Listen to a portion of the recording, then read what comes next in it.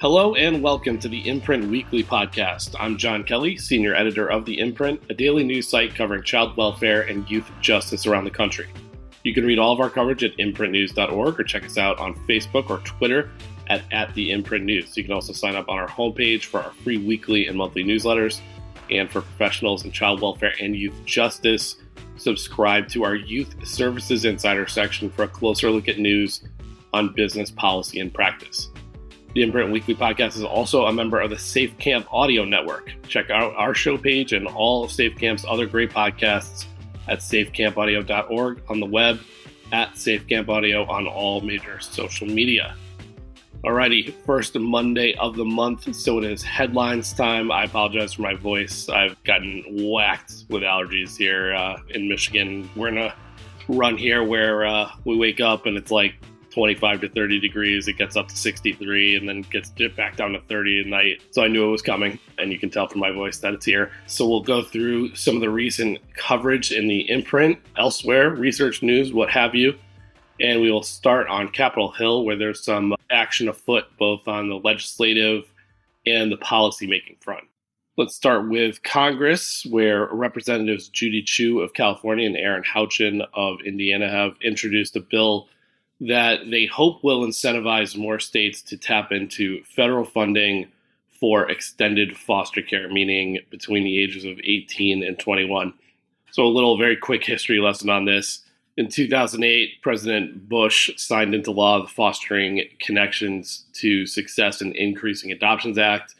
It had a whole bunch of mandates for child welfare systems, but it also offered two voluntary options for tapping into more federal dollars, and one of those was to extend the foster care system from 18 up to age 21. And this law was basically being introduced and moving along kind of concurrently with discoveries made in the Midwest evaluation by Chapin Hall and Mark Courtney and those folks over there.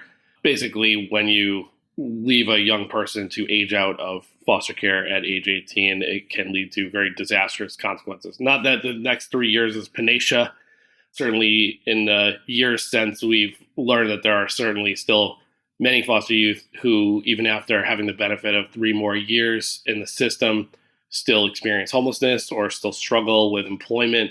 There are significant gains to be made in just, offering some stability, particularly when it comes to housing and where you're going to live for those 3 extra years. So that gets passed in 2008. It was slow going early on. Very few states tapped into that or opted in. Now it's kind of a weird dichotomy. Almost every state has extended foster care at this point. There's only a few that don't, but only 28 of those states have actually opted into the federal extension of foster care to 21. I think it's 28 states and 9 tribes plus Washington, D.C. that have gone with a plan that kind of fits with what the feds are requiring you to do in terms of extended foster care. So this bill, which is called the Increasing Access to Foster Care Through Age 21 Act, is basically Chu and Houchin's ideas for how to, basically create some sweeteners, some requirements that would get more states to buy into, connecting to the federal offer on extended foster care. So what will this bill do to accomplish that? There's kind of 4 things as I read it that are significant changes to the way that, the Fostering Connections Act offer proceeds here. And I would summarize it as they're trying to make the process of extending foster care with federal help more simple as a way to get states more bought in. So let's go through those 4 things. The top 2 are what I would say are the sweeteners, I guess, for more participation. So the first one is that all youth would be eligible for federal funds if this bill passed. And right now, the ability of a state to draw in, federal funds to help pay for extended foster care is tied to a fairly archaic income test dated back to 1996. So you have this, let's, say it's a youth who's approaching the age of 18, wants to be in extended foster care. The test for whether they are eligible for federal funding is tied back to their parents' income based on a 1996 test of poverty. So this is a teenager who may, in some cases, have not lived with their parent forever. And the judgment of whether or not they're eligible to get federal funding for extended foster care is just hinging on this very old poverty test.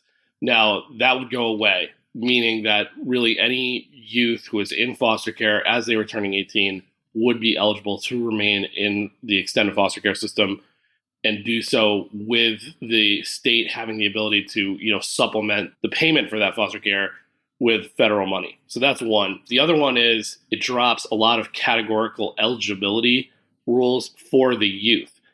So as of right now, if you're a youth who is trying to stay in extended foster care, there are certain sort of requirements for what you're doing in your life. If you don't meet those, unless you are seriously disabled, you will not be eligible to remain in foster care. And these are things like holding down a job or going through job training or being in college or pursuing a GED, things like that. So basically what they're doing is sort of taking all of those requirements, just dropping that and saying, if you're a youth who is about to turn 18, you are eligible to get federal money, and there's no, conditions on what you're doing with your life at the time that that's happening. Now, the other two items in this bill of substance, I don't think would be looked at by states as like sweeteners to get in on the federal plan for extended foster care, but they are pretty significant. One is, if I'm reading it right, and I think I am, they are basically moving the needle to cover the whole year of 21 as opposed to extended foster care ending at 21. So I think they're changing the language in a way where the federal program goes through the age of 21, not to 21, which means basically you have foster care until you're 22 if you want it. And then there's the right to return here. So as you might imagine, there are plenty of foster youth who cannot conceive of wanting to stay a single day longer than they'd have to in a foster care system that for many of them probably was not a pleasant experience. So they might leave and opt out of foster care, go off on their own, and then realize pretty quickly, okay, well, I would rather have a roof over my head and have some support for housing, even if it means going back into foster care. This bill makes clear and would require that any state with a federal plan on extended foster care would allow a young person to return to the system if they had chosen to leave during that age window between 18 and 21. So I guess we'll see if this gets some traction and moves on. My guess would be it would be something that's tacked onto a bigger bill, spending bill, whatever.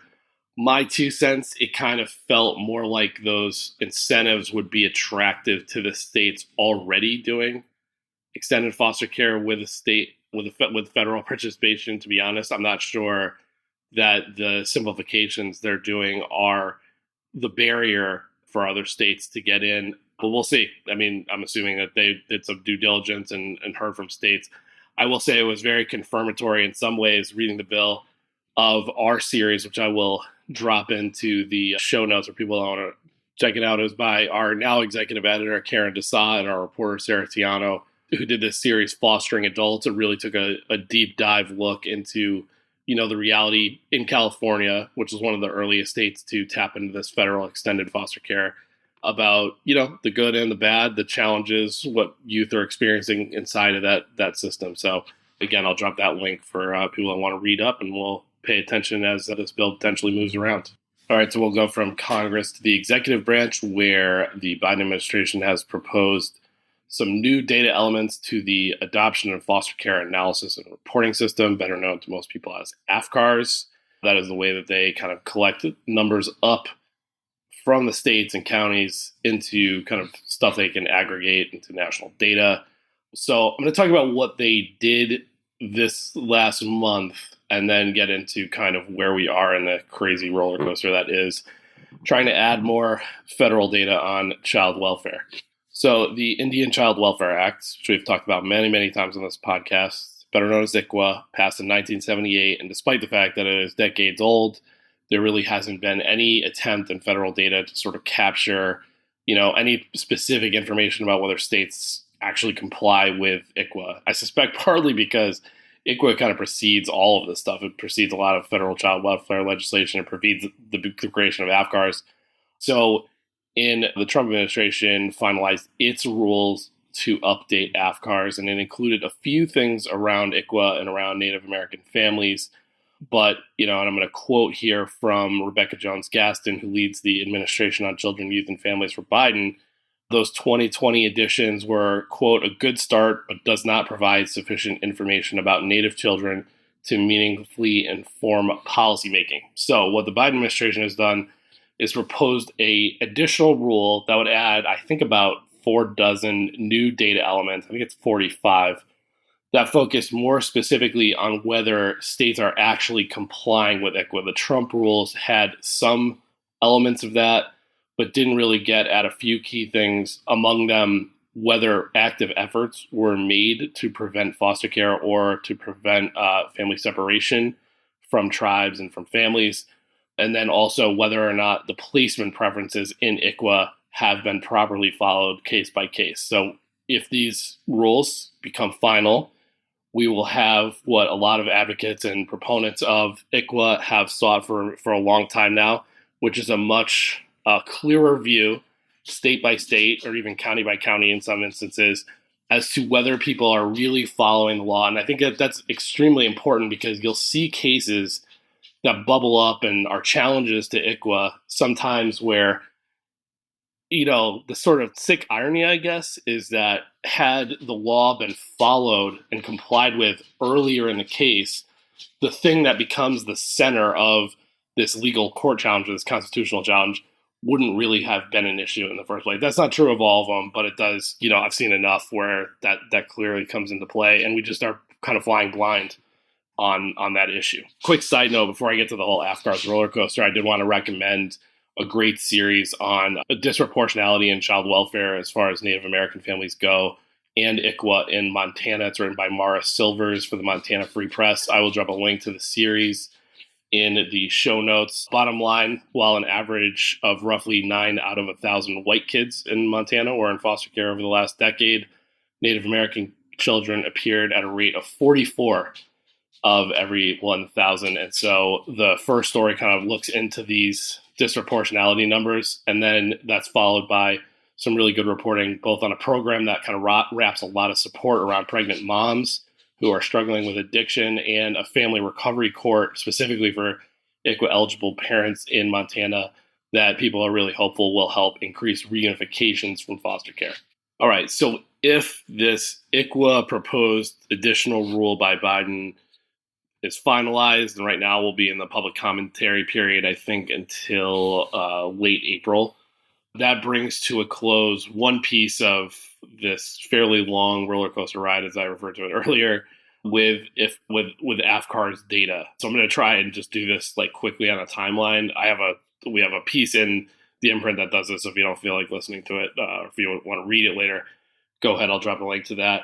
So January 2017, on their way out the door, the Obama administration finalized all kinds of new elements for AFCARS, which meant a whole lot more information about what's going on in foster care. And so that included a very large list of ICWA elements. It included disruptions of adoptions and guardianships, so kids that were adopted or entered a guardianship and then came back into foster care. It included sexual orientation and gender identity of youth who are in foster care, the health conditions of foster youth, educational stability data, juvenile justice involvement by foster youth, and then they also proposed a one-day count of how many siblings are together or are not in foster care. So, that happens really with just days left in the Obama administration. Later that month, after President Trump was inaugurated, his administration froze that rule along with pretty much everything else that the Obama team had wrapped up in its kind of waning days. So fast forward to 2018, the Trump administration announced it was going to delay the issuance of new AFCARS rules until 2020, and then indicated when they said that they would be making significant changes to the Obama plan. We found out what those changes were in April of 2019. The proposed rule that they set out slashed by quite a bit the amount of elements with ICWA, and you see again the Biden administration coming with a supplement to kind of rectify that, I guess, right now. They eliminated entirely the sexual orientation section, gender identity, also got rid of the educational data, the health data, and the juvenile justice elements from the Obama rule. Okay, so that all goes down in May of 2020. In August, so just a few months later, advocates for Native American families and LGBTQ foster youth file a lawsuit against the Trump administration, basically claiming that the sexual orientation and gender identity and ICWA elements that were taken out of the original Obama rule should be added back in. Now, of course, just a few months later, President Trump loses to President Biden. Biden is inaugurated, and then his administration becomes the defendant in this lawsuit. Now, both sides of this, the advocates suing and the administration, the Biden administration, pursue a summary judgment from the judge, which is basically to say, like, go right to a decision for or against us. This doesn't need to be prolonged at all in the courts. Now, what happened is the Biden administration communicates that they are going to work on proposed rulemaking, both on the sexual orientation and gender identity and on the ICWA elements. The judge awards summary judgment to the Biden administration. So basically it kills the lawsuit, but sort of pending this agreement that the administration would, provide periodic updates on progress as it was moving through these new rules.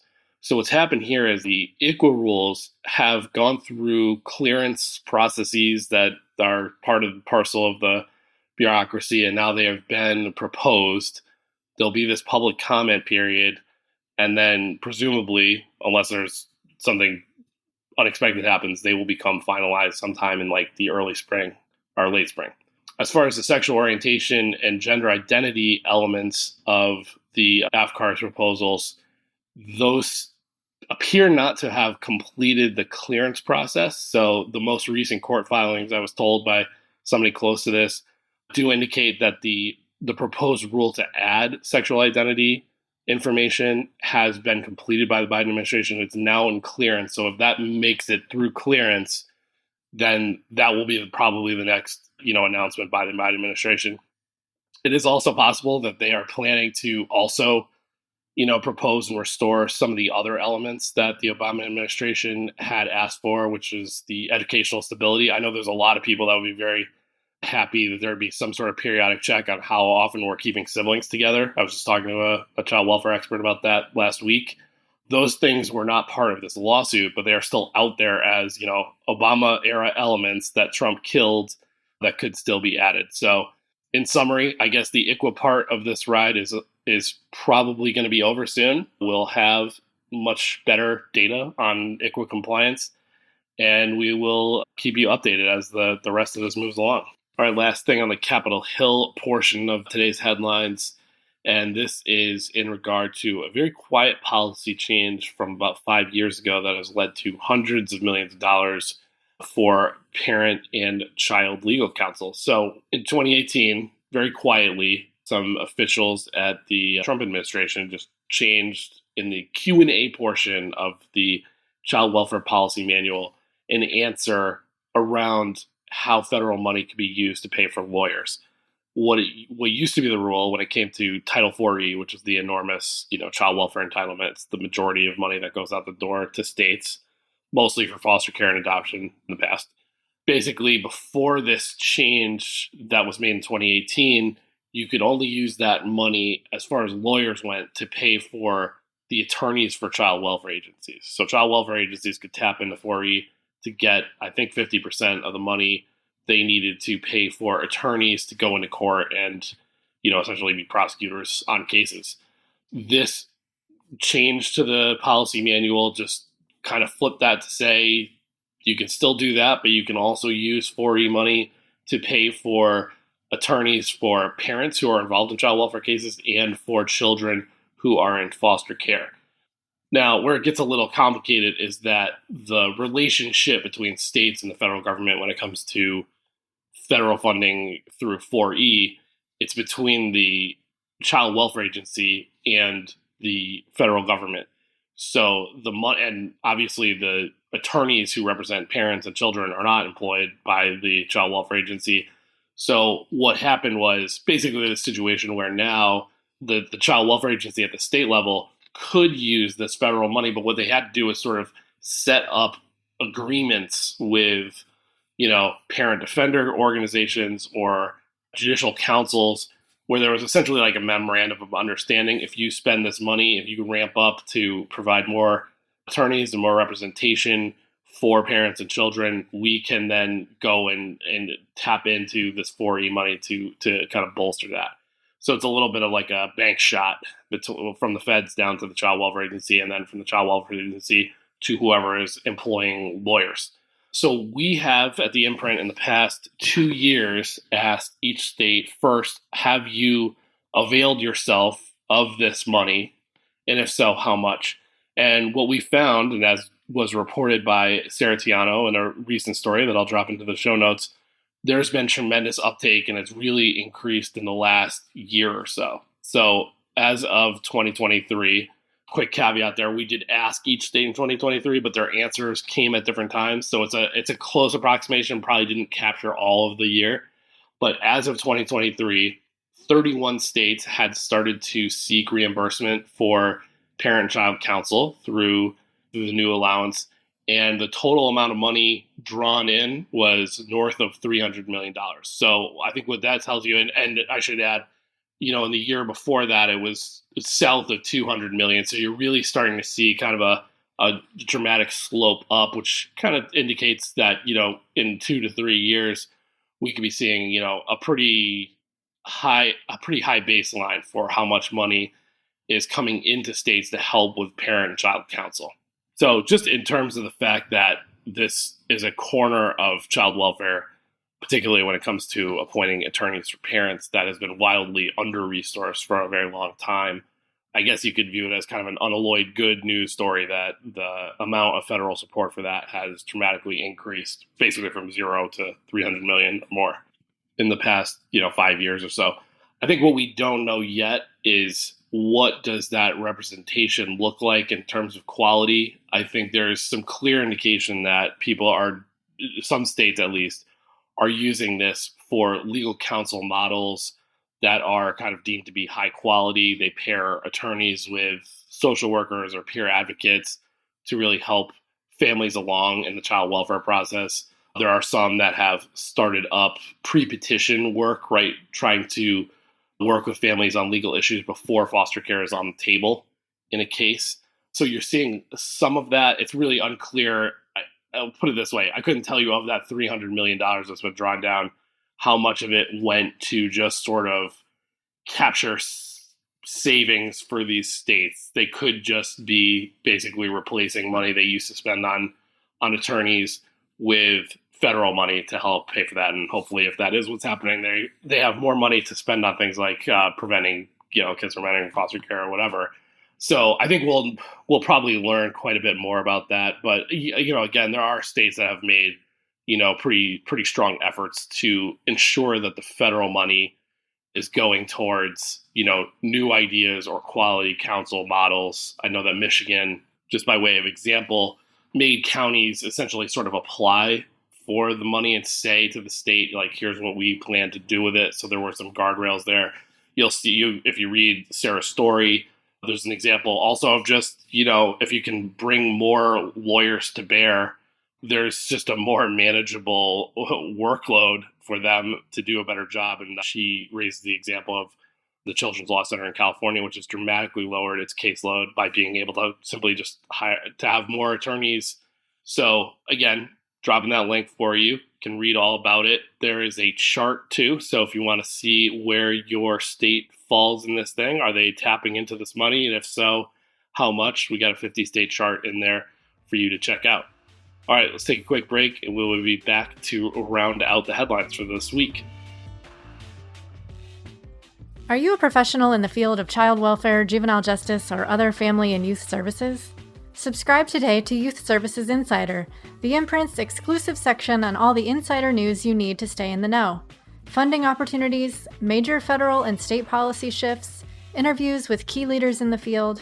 It's all available only for our Youth Services Insider subscribers. Sign up for a monthly or yearly subscription today by visiting imprintnews.org/subscribe.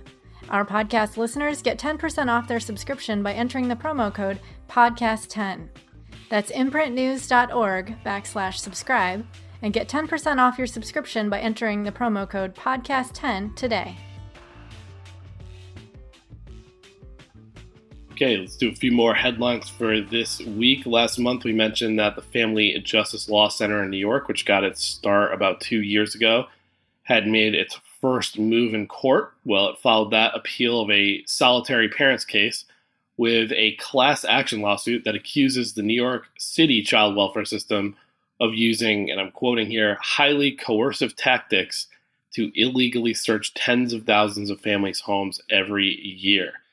So the lawsuit states that child protection workers investigating abuse and neglect claims often don't tell parents that they can deny entry into the homes without a court order, and they threaten to take their children away if they are not allowed inside. Documentation in the filing on these 9 plaintiffs that are part of the proposed class show that caseworkers, or assert, I should say, that caseworkers falsely informed parents that their home searches were required by law, that they threatened to call police if parents didn't comply, and that they failed to inform, CPS did, fail to inform the parents that they had the right to, quote, limit or revoke consent.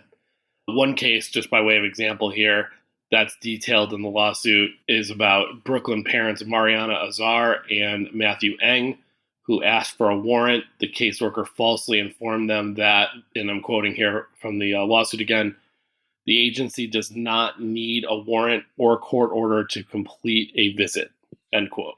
This legal challenge comes about a year after some reporting from ProPublica surfaced the fact that in New York City, only, I think, 0.2% of all cases where caseworkers gained entry into a home were done after an entry order was obtained from the court. So in other words, when they were not going in on an emergency removal case, when they showed up in a situation where theoretically the parent would be able to say, no, you can't come in, go back and get a court order if you want to, very, very tiny percentage of those cases were a court order actually obtained. And so this case will definitely get some headlines, and it's pretty compelling in that most class action litigation that you see in the child welfare space really pertains to the goings on within foster care. You know, it's conditions in foster care, the process of reunification, mental health treatment for kids, things like that. This is a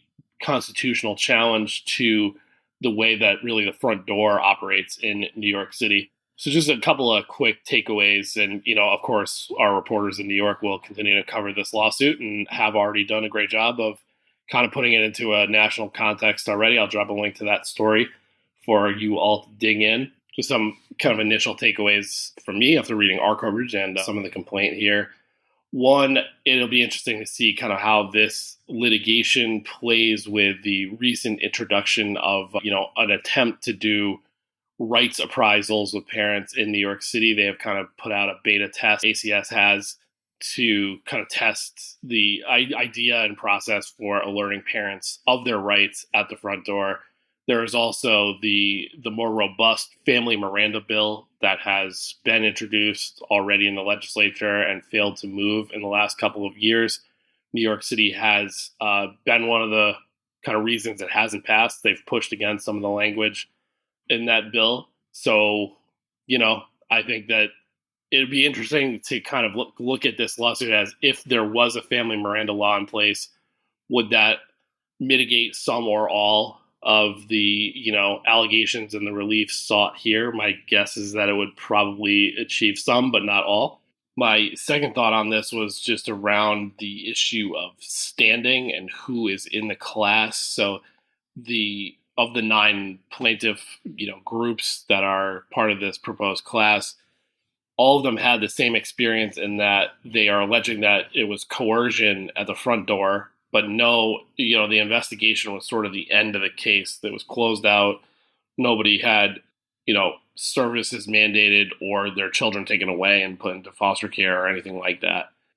But I guess I was a little surprised that there were not, you know, a more diverse amount of outcomes within the class, including some parents who had their child, you know, were substantiated for maltreatment and lost their child, because it would seem to me they'd have the more articulable harm in terms of like constitutional injury when this gets to court and people are deciding about whether or not rights caused a harm to some people. certainly the group that are part of this case are going to be able to and have in their complaint documented trauma to their family that stemmed from this experience. There's no doubt about that.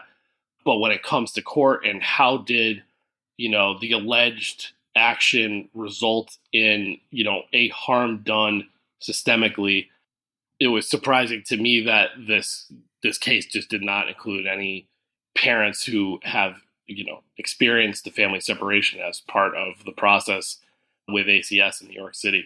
And then the third part, my third kind of takeaway just off of reading this complaint and reading our coverage of it in the imprint is just to kind of just hit me, just the sheer number of legal challenges going on right now to New York's child welfare system, or really kind of even upstream of it. So I just want to run these down. We've talked about a few of these already on the podcast and certainly have covered them. But I tried to kind of outline it in order from way upstream to in the system. So kind of pre-child welfare, children's rights has a legal challenge right now accusing the state of New York of failing to fulfill its promises under its Medicaid waiver. And that might seem like kind of a bank shot to child welfare, but what they're alleging is that, the state obtained a Medicaid waiver, said it was going to do all these community-based interventions, and it's not doing them, according to the lawsuit, which is leading to, a lot of people getting institutionalized that might not otherwise need to be, and then that creating a waiting list that creates dangerous situations for people that are not institutionalized. So it's all this kind of problem, and we know certainly, and I don't think I need to tell anybody that's listening to this, the extent to which the mental health services system, in particular for youth, plays into and feeds the child welfare system and the juvenile justice system. So you've got that. At the front door, we'll call it, you've got this lawsuit that challenges, the coercive nature of how investigations start. You've got a Brooklyn mother who has sued over false reports leading to being investigated over and over again, even though the parents in this class, it never really went anywhere. So that's front door stuff. Then you have litigation over, what we'll call in-system issues. We talked about this last month, but there's the other court action by the Family Justice Law Center that is an appeal of a woman's case. She's a mom. She was physically abused by her partner. The partner's case is now on, a more traditional criminal track, I believe. But she was found to have nothing wrong other than be a victim of domestic abuse and had home supervision mandated as part of her case. So that is an appeal of, the imposition of mandated services on somebody who was a victim. You have some reporting from the 19th, which is a great publication, on a mom named Talia Gonzalez, who is suing New York after the city removed her newborn child, seemingly as a result of her past experiences with abusive boyfriends that led to other of her children entering foster care at a previous time. And then you have the lawsuit that was originally, I think, thrown out might not be the word, but denied class, that was filed by A Better Childhood in New York City, that was reinstated as a class in September of 2023. And this really goes to the conditions and long stays in foster care, the failure of ACS allegedly to move people back to reunification or to other permanency outcomes, in a timely manner. So you just have all of these different ways in which New York City in particular, but really New York State, are really under a microscope when it comes to the courts right now. All right, let me try to get through a couple more headlines here before I really lose my voice. Man, these allergies are brutal.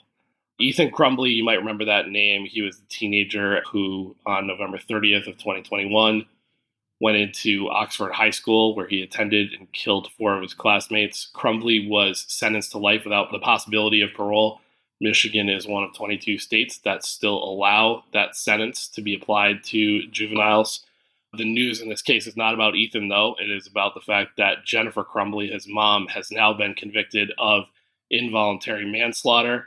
It is believed to be the first time that a parent in the United States has been criminally prosecuted for a mass shooting carried out by their child.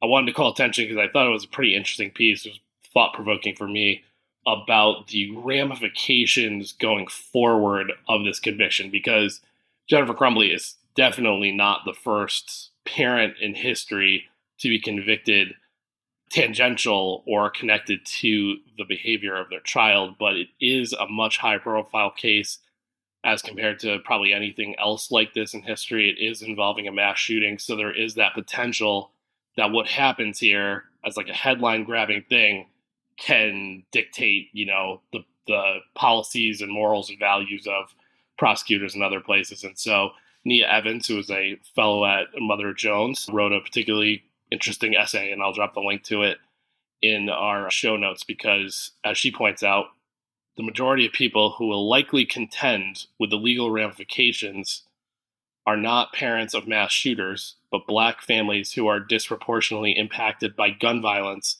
and face overlapping layers of discrimination in the legal system. So with Nia, I'm not putting words in her mouth, but my takeaway was her concern is that this is a case of a white child who walked in and did something horrendous, and the mom is being held accountable. And whether you think that it was the right decision in this case or not, her concern is that there will be DAs all over this country, there will be politicians all over this country that introduce the Crumbley law and start to get more tough in a broad way on prosecuting adults as a result of juvenile delinquency and juvenile behavior.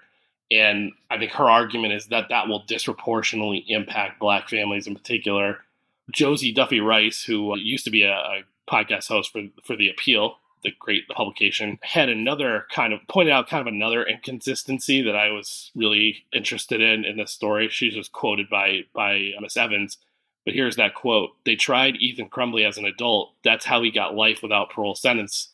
And then that same prosecutor's office prosecuted the mother and said, you should have taken better care of him because he was a child. It was inconsistent to the point of being illogic." So I think she makes a very good point there. It kind of seems to me like you can at a maximum only really believe in one of those things, trying youth as adults or trying their parents for failing to take care of them as kids. Again, I'll drop the link. Would love to know what people think of this case. tips@imprintnews.org. All right, last thing for this week. We've talked on the podcast a couple times already about the use of foster youth's benefits, particularly Social Security related benefits, to help pay for foster care. This is something that was brought to light by some reporting by NPR and the Marshall Project, I think 2 years ago now. We have certainly reported on it at the Imprint. I think the first time it ever came up in an article, I looked this up, was the 13, so many, many years ago, right when we were just getting started out. But this has come to a head because of that recent media coverage. And what it's referring to is this process where child welfare agencies can become the payee, and frequently do become the payee, of both disability and survivor benefits for foster youth while they're in the system. They are supposed to be using that money, if they are the payee, to do things kind of above and beyond what would be considered normal foster care costs. And, the media exposure has shown that, no, that's not always what's happening. So there has already been some legislation on the local and state level for that.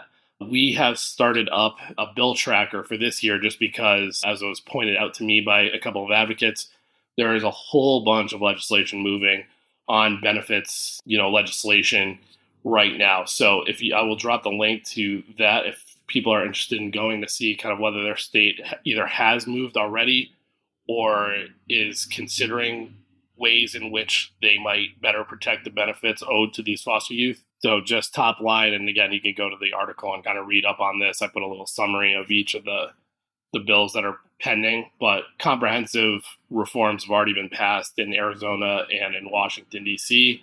Less comprehensive reforms have made their way through California, Connecticut, Illinois, Maryland, Nebraska, New Jersey, Oregon, Hawaii, New Mexico, and Washington, as well as LA, New York City, and Philadelphia. And then the Alaska courts also have a pending case where they might kind of dictate from the court some protections for foster youth benefits. And then there's the states that there are, pretty significant legislation under consideration this year. And that list is California, Colorado, Kansas, Maine, Massachusetts, Michigan, Minnesota, Missouri, New Hampshire, New Mexico, Tennessee, Texas, and Virginia.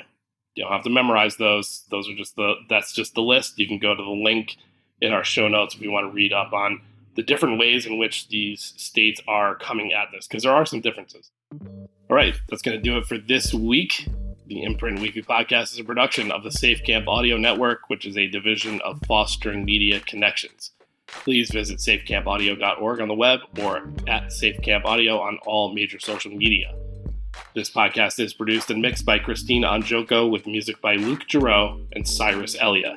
If you enjoyed this episode, we would love it if you consider subscribing or giving us a 5-star rating on Apple, Spotify, or wherever you download your podcasts. And we would greatly appreciate if you consider supporting our work here on the podcast and in print. Small donations from our listeners and readers go a long way towards helping us grow and cover more great stories in child welfare and youth justice. To support us, it's very easy. Just visit imprintnews.org/donate. You can follow The Imprint on Twitter and Facebook by searching the handle at The Imprint News and visit us on the web at www.imprintnews.org. You can always email us at tips@imprintnews.org. I'm John Kelly, and we'll see you next week.